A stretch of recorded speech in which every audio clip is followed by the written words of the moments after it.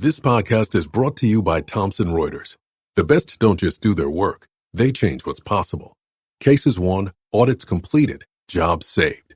Behind every one of those moments is a professional who needed to get it right and did. Thomson Reuters builds the technology that sharpens insights, speeds up decision-making, and powers the outcomes that matter. So when professionals act, the impact is felt by everyone. Be a changemaker. Visit tr.com/changemakers.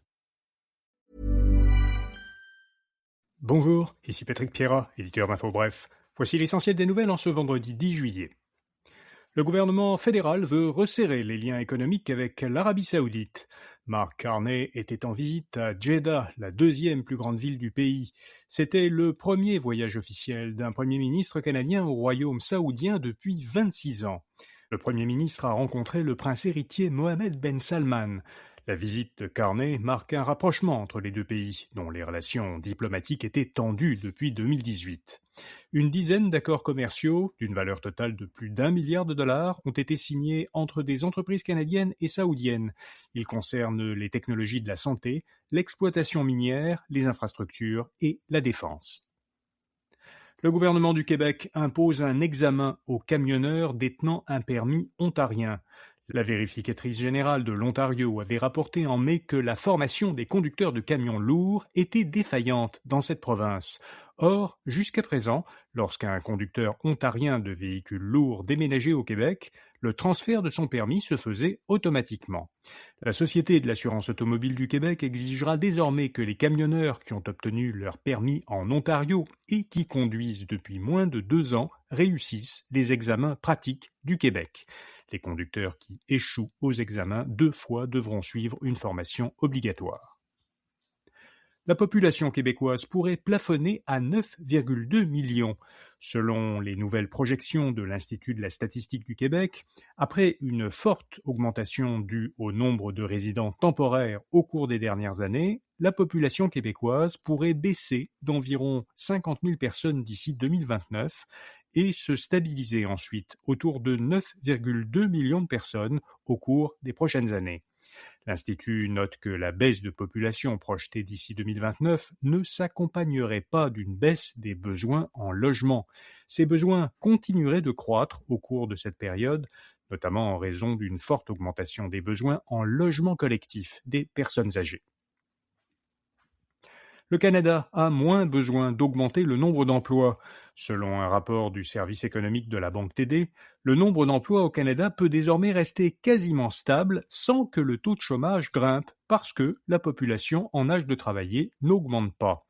Le marché de l'emploi diffère cependant d'une province à l'autre. Le Québec, l'Ontario et la Colombie-Britannique pourraient se permettre de perdre des emplois sans faire monter le taux de chômage à cause de la baisse de l'immigration. Au contraire, en Alberta, la population augmente grâce à la migration interprovinciale. La population y est aussi plus jeune et donc une plus grande proportion travaille. Luc Poirier achète un ancien site de Goodyear en Montérégie.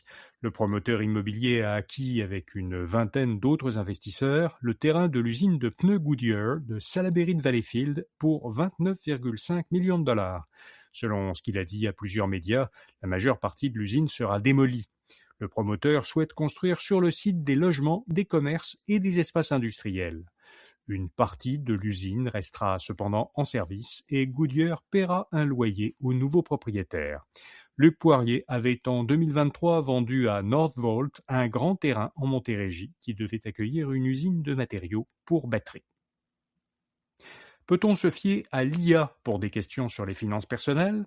Pas systématiquement, selon une étude menée par des chercheurs en finance de l'Université de Géorgie aux États-Unis et de l'Université de Rome Tor Vergata en Italie.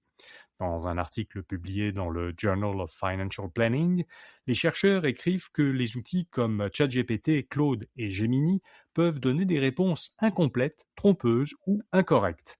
Ils ont observé que les réponses à une même question peuvent varier d'un outil d'IA à un autre et selon sa formulation. Ils recommandent aux conseillers financiers de se préparer à répondre à de plus en plus de questions de leurs clients concernant des recommandations qu'ils ont obtenues par l'IA. Voilà, vous savez l'essentiel. Comme chaque vendredi, on publie dans l'infolettre InfoBref Matin une courte sélection des meilleurs rabais de la semaine disponibles en ligne. Vous la trouverez à infobref.com ou en suivant le lien dans la description de cet épisode.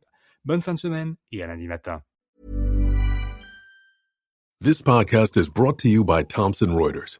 The best don't just do their work, they change what's possible. Cases won, audits completed, jobs saved. Behind every one of those moments is a professional who needed to get it right and did. Thomson Reuters builds the technology that sharpens insights, speeds up decision-making, and powers the outcomes that matter. So when professionals act, the impact is felt by everyone. Be a changemaker. Visit tr.com/changemakers.